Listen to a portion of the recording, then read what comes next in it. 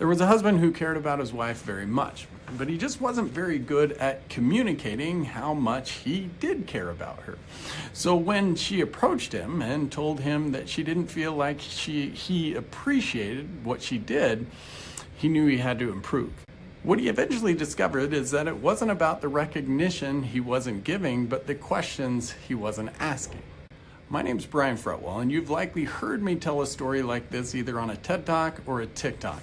But we're going to change things up a bit, and we're going to explain what's going on behind these stories through the model we use in transformational listening. And in doing so, we hope to capture the story, but also give you some tools so that this doesn't happen to you as well.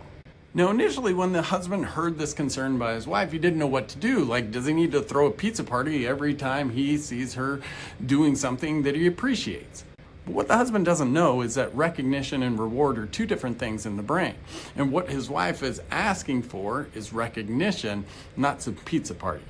But what made matters worse for the husband is when he asks his wife, like, what do you not feel appreciated for? She didn't really have an answer.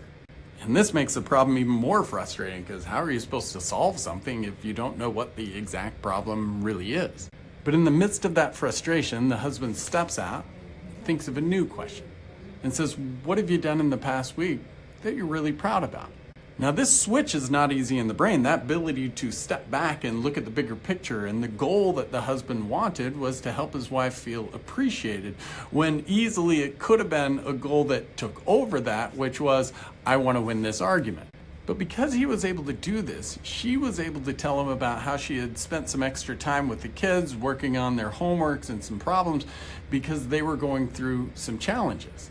And he didn't even know that it happened because he was spending extra time at work on a project that he was really interested in. And the simple act of being able to talk about it and have it acknowledged by the other person without any guilt, without any shame, provides that recognition that she was needing. Now, what we've seen in our experiments, and what we understand through transformational listening, is how easy it is for someone to feel as though they're taken for granted simply because what they're doing is not recognized. Now, this can happen even when we know the other person is well-meaning, has our best interests, and is doing their best to recognize us. It's more the brain's need to have like the feedback loop completed, meaning once I do an activity, does it have value? Because if I do an activity and that value isn't reciprocated, my brain easily starts to believe it doesn't have value. And in this case, the husband could tell his wife that she had value by simply asking what she valued.